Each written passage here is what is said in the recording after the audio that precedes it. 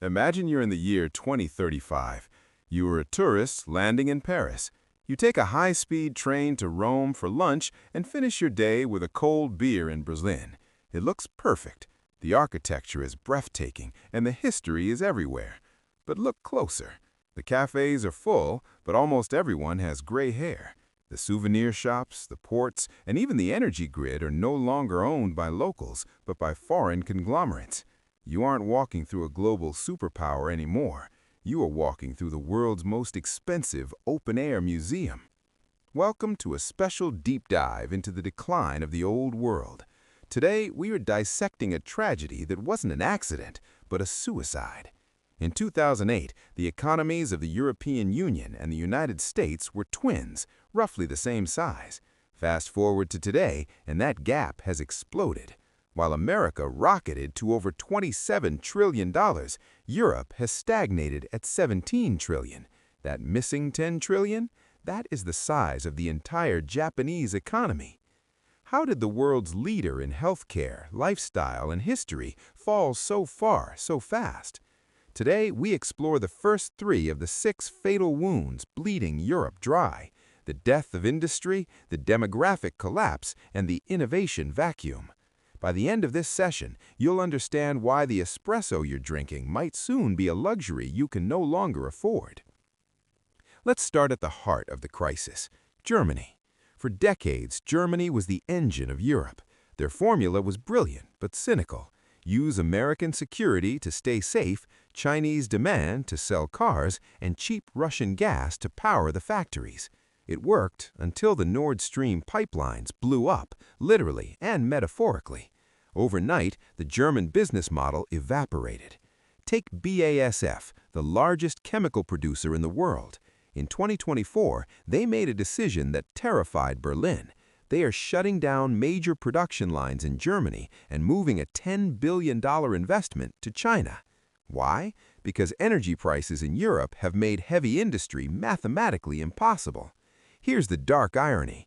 Germany shut down its last nuclear plants in the middle of an energy crisis to be green, only to reactivate coal plants and dig up entire villages for the dirtiest fuel on Earth. You truly cannot make this up. But if industry is the heart attack, the second wound is a slow-growing cancer: demographics. In Italy, the birth rate has hit 1.18. To keep a population stable, you need 2.1.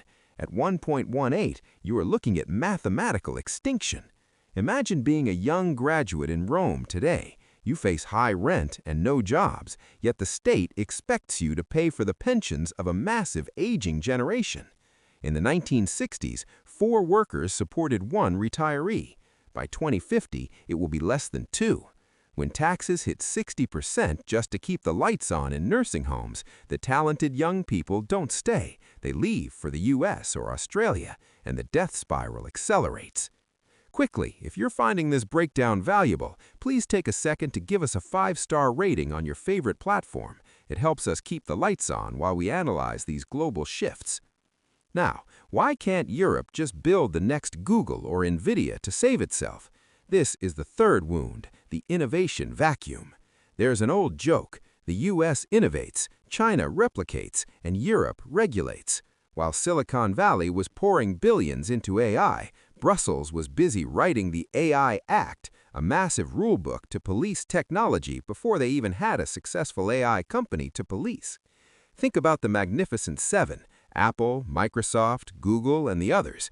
Their combined value is now larger than the entire stock markets of the UK, France, Germany, and Italy combined.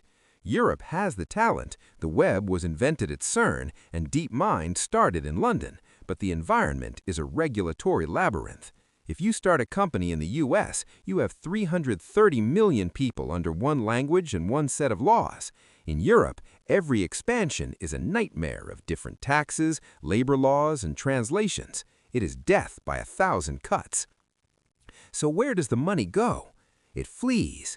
This brings us to our second part of the story: capital flight and energy suicide. Money has no patriotism. It only cares about returns.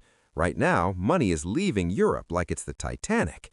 In the US, nearly 60% of households own stock. In Germany, it's 18%. Europeans keep their money in savings accounts or real estate. This means European startups have no deep pool of cash to draw from. When a European company like Arm Holdings or Spotify gets big, they don't list on the London or Frankfurt Exchange, they go to New York.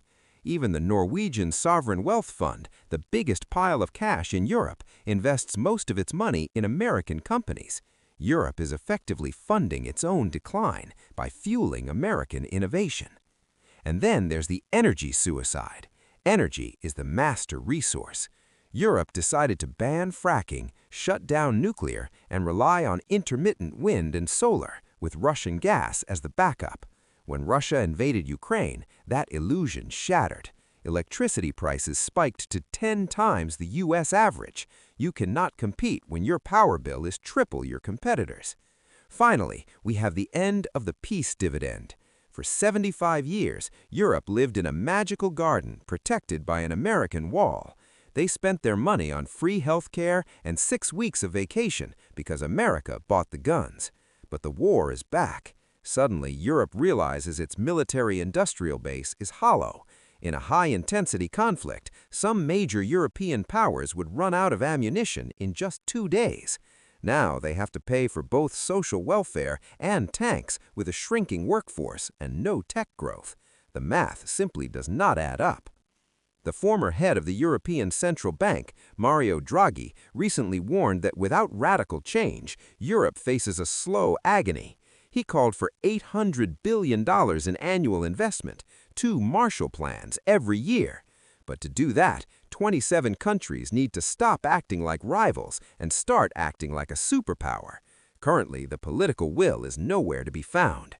We're left with 2 futures. Future A, a renaissance where Europe cuts red tape, embraces nuclear power, and fixes its markets. It will be painful, but it saves the continent. Future B, the museum, a beautiful, stagnant retirement home where the native population slowly fades away while tourists take photos of a glory that no longer exists. Success is not permanent. Wealth is not guaranteed. Europe spent 500 years conquering the world and building modern civilization, but 30 years of complacency has thrown it away. If it can happen to them, it can happen to anyone. Thank you for spending your time with us today. If this analysis made you think, subscribe for our next deep dive where we look at the American economic cheat code to see the other side of this coin. Until next time, stay curious and watch the numbers.